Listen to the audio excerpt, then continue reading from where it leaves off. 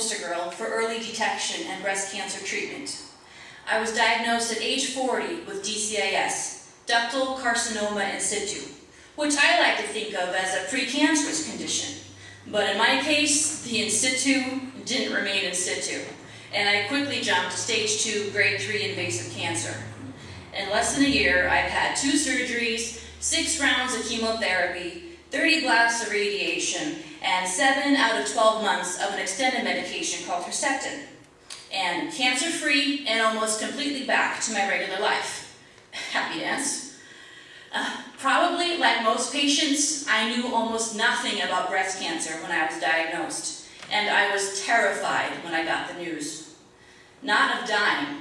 No, that thought didn't occur to me until a few days in. No, I was afraid of dealing with my health insurance. Seriously, my first thought was, great. Now if I ever have to change insurance, it's going to be tough. If this doesn't count as a pre-existing condition, I don't know what does. But what people don't seem to talk about, and what I never had a clue about, was how funny things are in cancer land, especially as a large-breasted woman.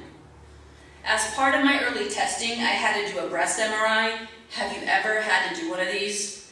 You lie face down on a platform with a hole in it, arms overhead like Superman, while your breasts fall down through this hole.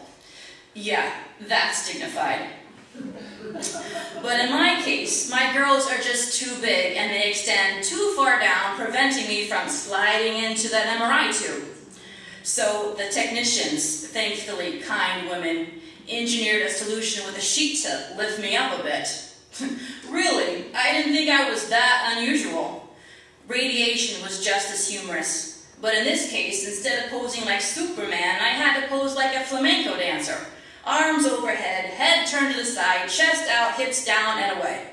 And all that while I was on my back, while they used bubble wrap to lift, separate, and stabilize me. I'm sure that's the use the inventors of bubble wrap had in mind. Once my chemo started, I did get a little bit cranky.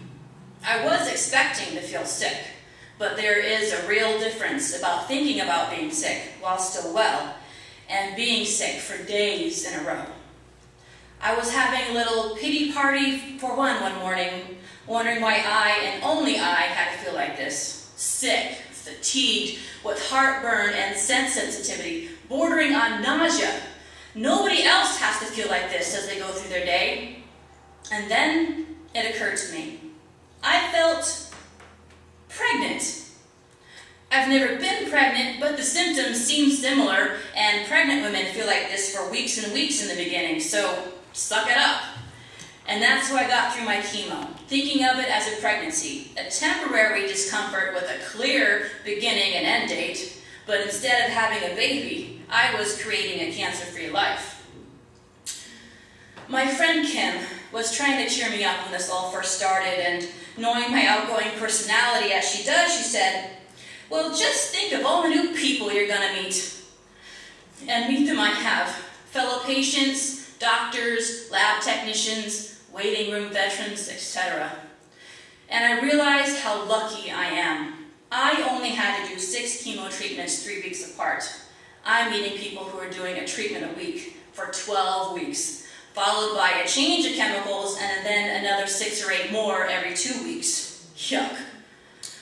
Or people who have stage 4 cancer and will be doing chemo for the rest of their significantly shortened lives. I met a woman whose insurance cost her $1,000 a treatment, and she wonders, is my life worth another 12 grand? And I realized how lucky I am. I have a great prognosis, a relatively easy treatment, a great family, supportive job, and wonderful friends. The fact that my boobs have been seen by every medical professional in 2 counties is just a funny side effect of cancer care. Today, I am cancer-free. There's nothing left to worry about, nothing left to treat.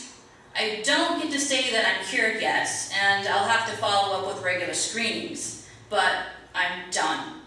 How awesome is that to say? I'm done.